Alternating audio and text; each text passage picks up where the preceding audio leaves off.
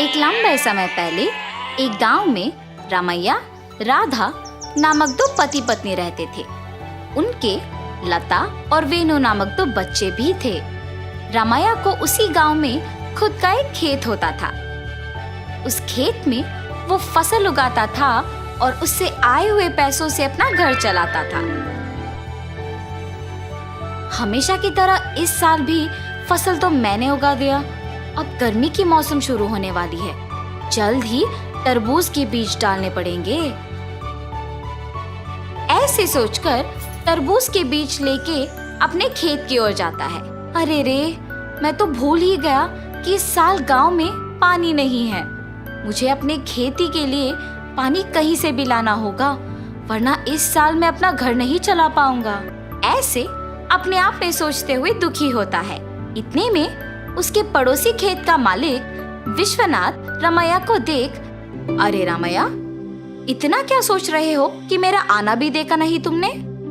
विश्वनाथ, तुम्हें तो पता है कि मैं हर साल चावल की फसल के बाद तरबूज उगाता हूँ, मगर इस साल गांव में पानी ना होने के कारण मैं तरबूज नहीं उगा सकता हूँ। मैं अपना घर कैसे चलाऊंगा? क्या तुम पानी के बारे में इतना सोच रहे हो? उसमें क्या है, इस सारे गांव में सिर्फ मेरे ही खेत में तो मोटर है। मेरे मोटर का उपयोग करके तुम हमेशा की तरह अपने खेत में तरबूज उगाओ। मैं तुम्हारा एहसान कभी नहीं भूल सकता हूँ।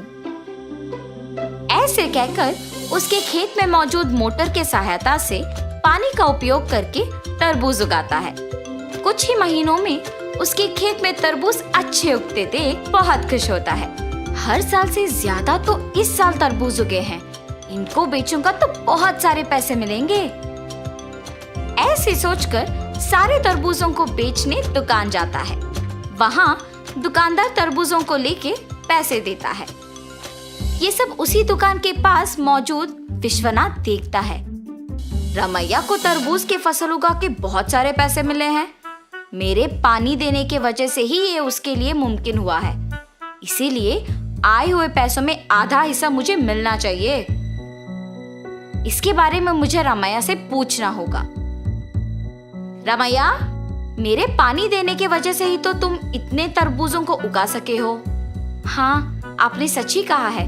उस दिन आपने अगर पानी नहीं दिया होता तो आज मेरे हाथों में पैसे नहीं होते।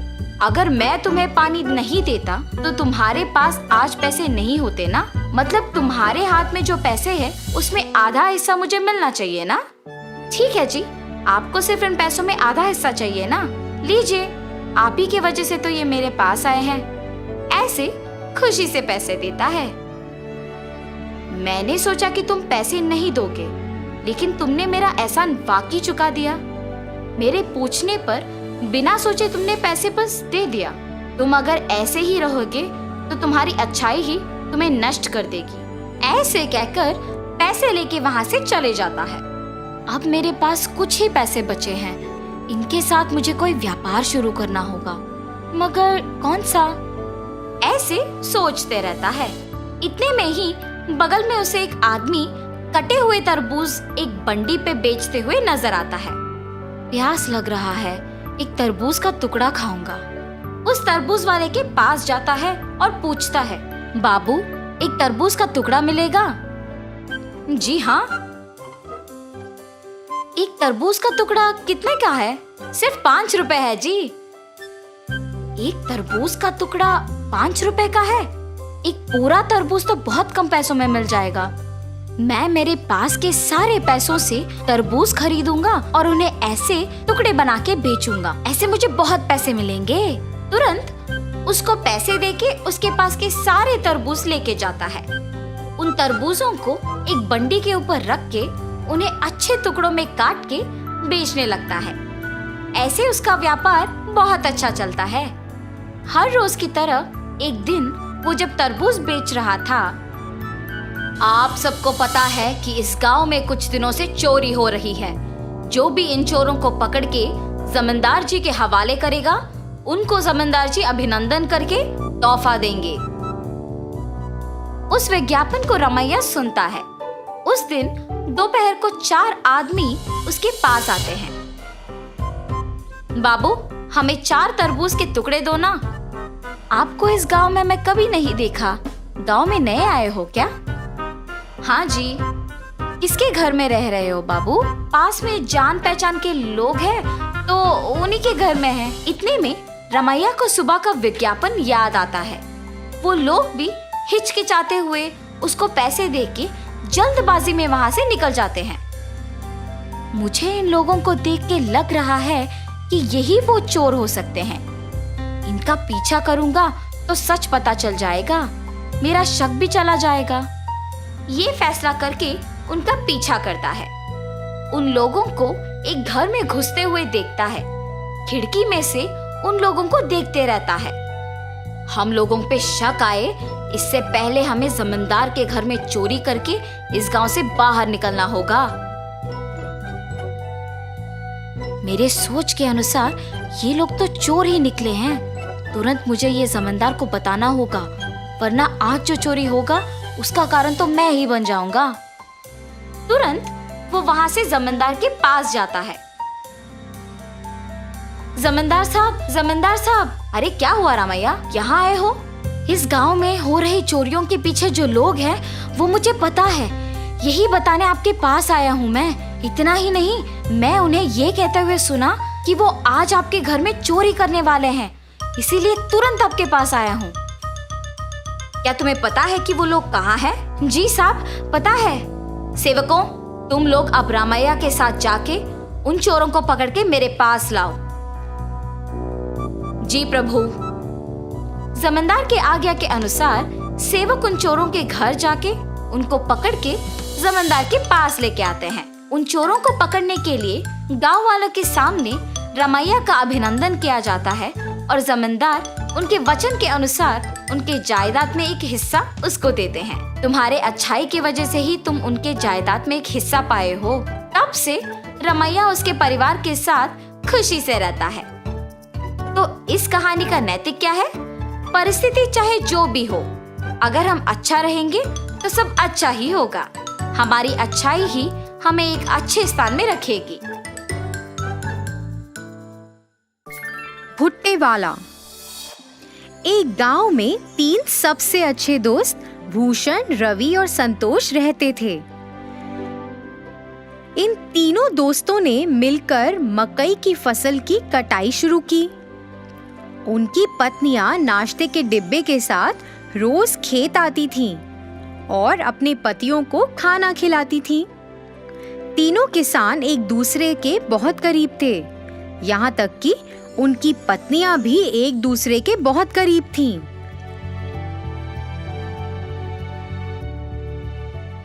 तीनों ने बहुत मेहनत की और बदले में उन्हें बहुत अच्छी फसल मिली। इसके साथ वे गांव के बाजार में मकई बेचने लगे।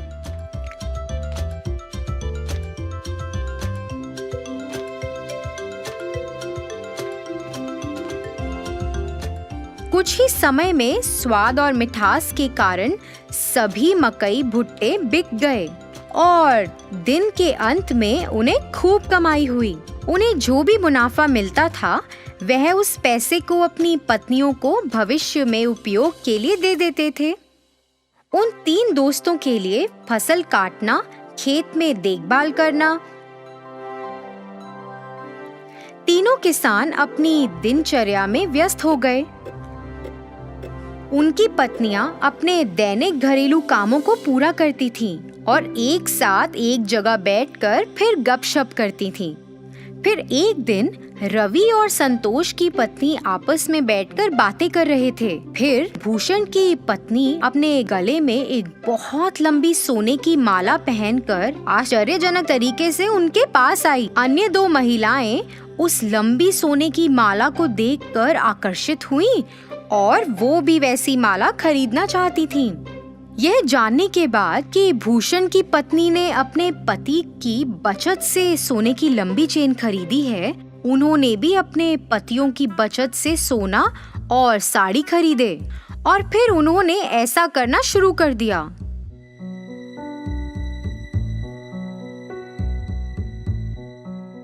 पतियों ने अपनी पत्नियों को सोने की माला और महंगी साड़ी पहने देखा और उनसे इसके बारे में पूछा।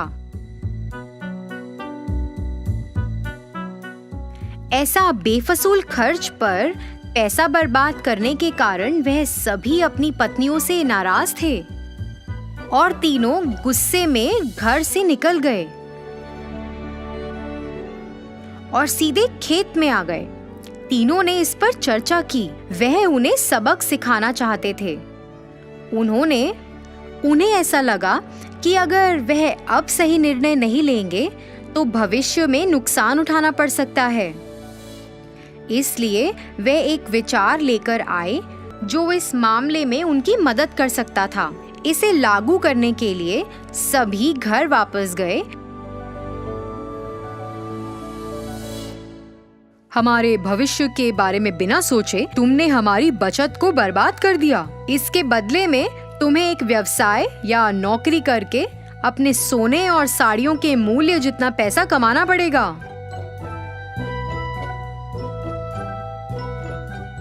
तुम तीनों आपस में फैसला करो कि इतनी बड़ी रकम कैसे कमाओगे और हमें अपना अंतिम फैसला सुनाओ।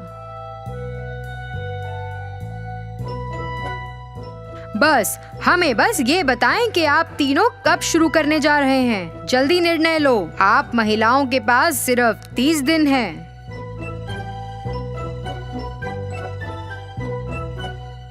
तीनों अपनी पत्नियों को समझाकर घर से निकले। उसके बाद तीनों पत्नियां अपने सामान्य स्थान पर मिली। 30 दिनों में इतनी बड़ी कमाई कैसे संभव है? इतनी बड़ी रकम कमाने के लिए हमें ऐसा व्यवसाय शुरू करना होगा जो इस गांव में अभी तक नहीं है। यह क्या व्यवसाय हो सकता है? तीनों ने खूब चर्चा की।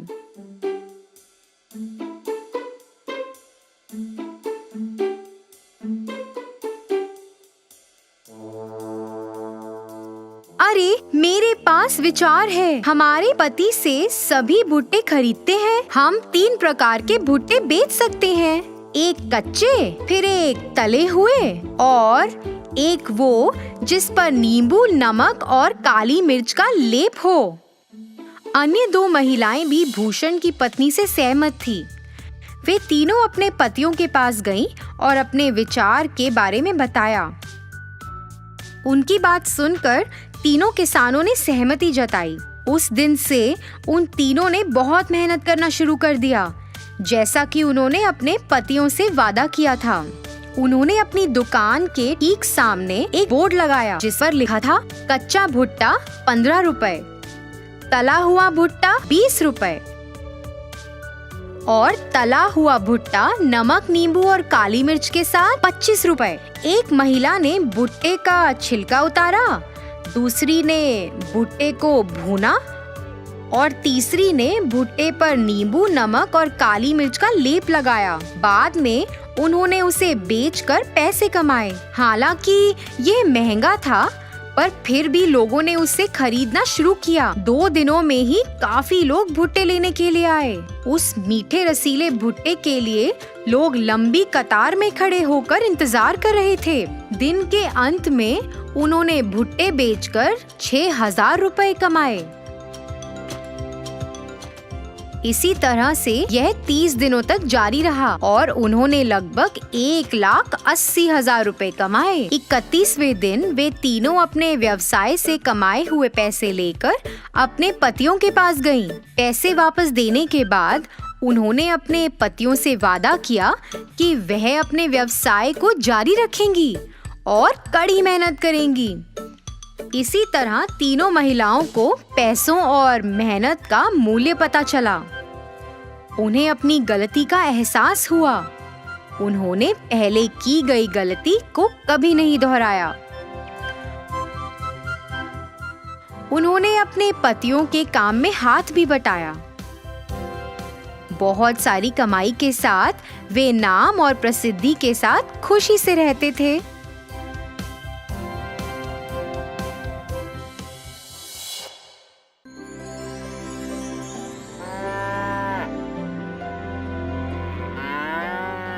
एक गांव में छोटू नाम का एक युवक रहता था। छोटू 19 साल का था, लेकिन वह कुछ करता ही नहीं था। केवल उन बच्चों के साथ खेलता था जो उसकी आधी उम्र के थे। लुक्का छुपी,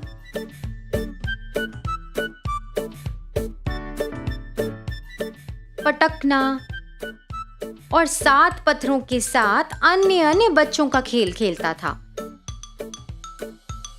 छोटू के माता पिता ने छोटू को शिक्षा देने के लिए अपनी सारी बचत खर्च कर दी थी, लेकिन छोटू ने कभी अपनी पढ़ाई की परवाह नहीं की और सिर्फ बच्चों के साथ खेलने पर ध्यान दिया।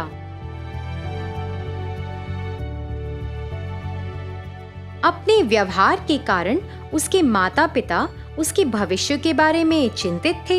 एक दिन गांव में बहुत बड़ा केलों का व्यवसाय खुला गया।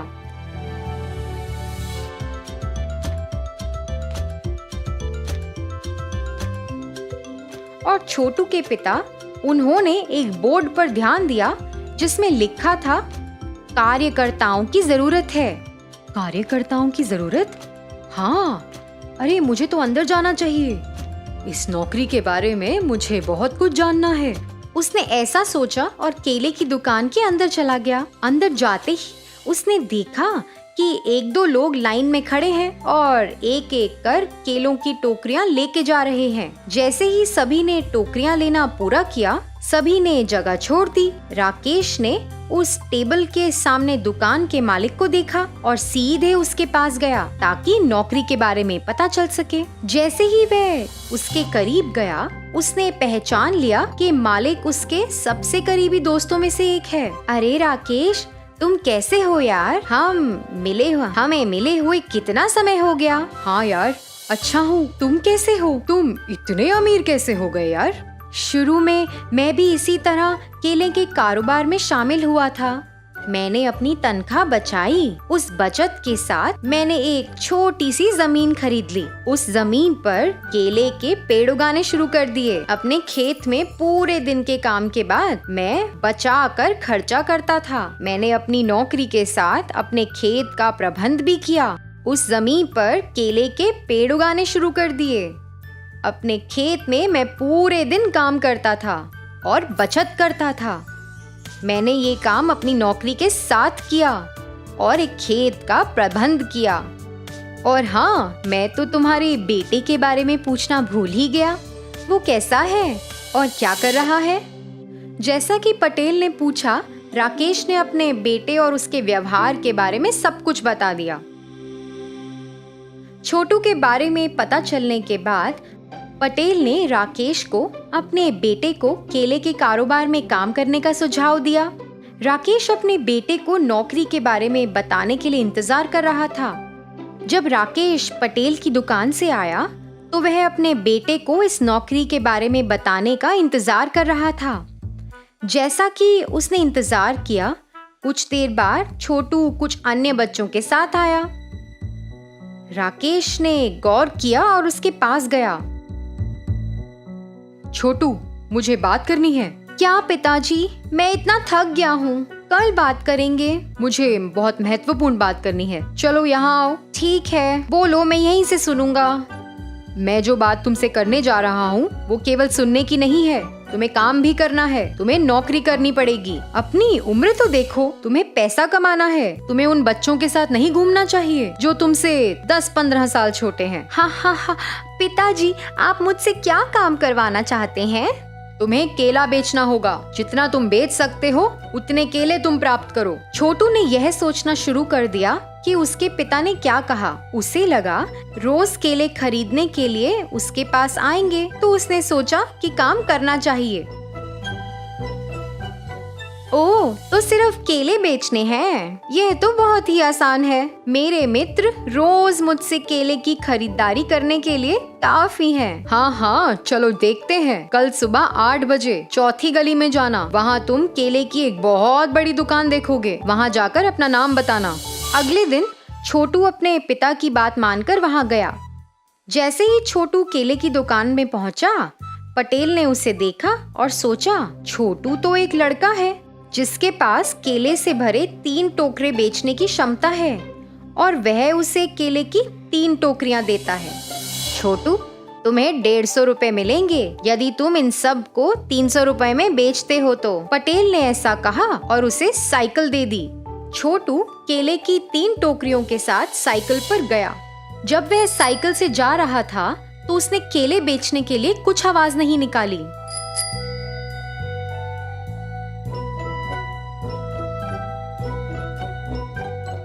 थोड़ी देर बाद वो थक गया और उसे लगा कि उसे पेड़ के पास सोना चाहिए। उसने केलों की 3 टोकरियां नीचे रख दी और वहीं आराम करने लगा। जब वह आराम कर रहा था, छोटू ने सुना कि कुछ बच्चे आसपास खेल रहे हैं। इसलिए छोटू ने पेड़ के नीचे सब कुछ वैसे ही छोड़ दिया और खेलने के लिए चला गया। जब वह खेल रहा था तो दूसरी तरफ बंदर आया जो पेड़ पर था। उसने टोकरी से केले खाने शुरू कर दिए।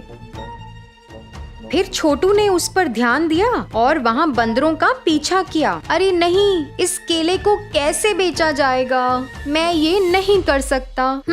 जैसा कि मैंने सोचा था, मैं उन सभी केलों को अपने दोस्तों को बेचूंगा। यह सोचकर वह अपने दोस्तों के पास चला गया। जैसे ही वह वहाँ जा रहा था, उसके दोस्त उसके सामने आकर खड़े हो गए और उसे रोक लिया। अरे, आज सुबह हमारे साथ खेलने के लिए क्यों नहीं आए? और उन टोकरियों में क्या है? वाह वाह, बहुत सारे केले। अरे, हर केले की कीमत 2 रुपए है। क्या 2 रुपए? उन सभी ने ऐसा कहा और वहाँ के सभी 6 बच्चों ने केला खत्म करना शुरू कर दिया। यहाँ तक कि छोटू अपनी लालच के साथ उन्हें लगातार एक के बाद एक केला खिलाते ही जा रहा था। केले की एक और पूरी टोकरी देखकर, अरे दोस्तों, कृपया इसको भी खत्म कर दो और 300 रुपए का भुगतान करो, फिर मेरा आज का काम हो जाएगा। फिर बाकी बचा हुआ दिन मैं तुम्हारे साथ बिता सकता हूँ और खेल भी तो सकता हूँ।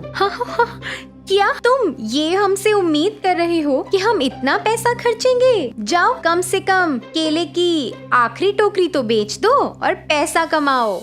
छोटू को समझ नहीं आया कि उसे अपने दोस्तों का सामना कैसा करना है। शुरू में तो उसने सोचा था कि ये आसान काम होगा, सभी केले वह अपने दोस्तों को बेच देगा। लेकिन अब वह जानता था कि ये कितना मुश्किल है। हे भगवान, अब क्या करूं? उन्होंने 200 रुपए के केले खा लिए हैं। अब केवल एक टोकरी बची है। मैं पटेल अंकल को क्या जवाब दूंगा? अगर मेरे पिताजी को इस बारे में पता चल गया तो ठीक नहीं होगा। हाँ, तो मैं एक काम करूंगा। हाँ, मैं पड़ोसी गांव में जाऊंगा और केले से भरी इस टोकरी को 300 रुपए में बेचूंगा। तब केवल मैं अपने पिता और तभी मैं अपने पिताजी और पटेल अंकल का सामना कर सकता हूँ। लेकिन इतने महंगे केले कौन खरीदेगा? वह कुछ समय के लिए ऐसा सोचता रहा और जैसे ही उसे विचार आया, उसने तुरंत दूसरे गांव में जाने की तैयारी शुरू की और वहाँ जाकर चिल्लाना शुरू कर दिया। पतले मोटे हो जाओ, मोटे पतले हो जाओ,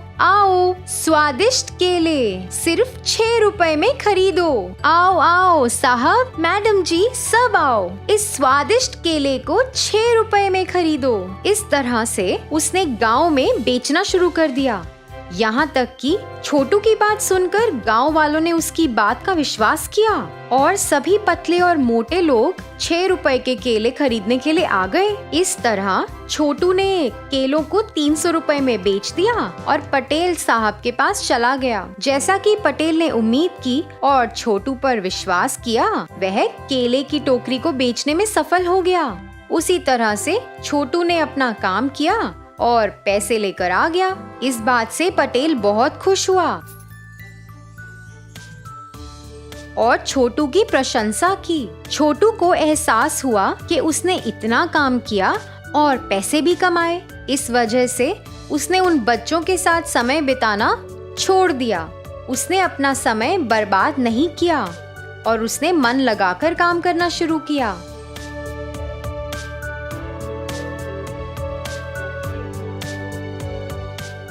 तो बच्चों, इस कहानी से हमें क्या सीख मिलती है? बिना किसी संघर्ष के कमाई करनी आसान नहीं है। हमको समझना चाहिए, जहाँ मेहनत और संघर्ष है, उसके बाद परिणाम भी अच्छा मिलता है।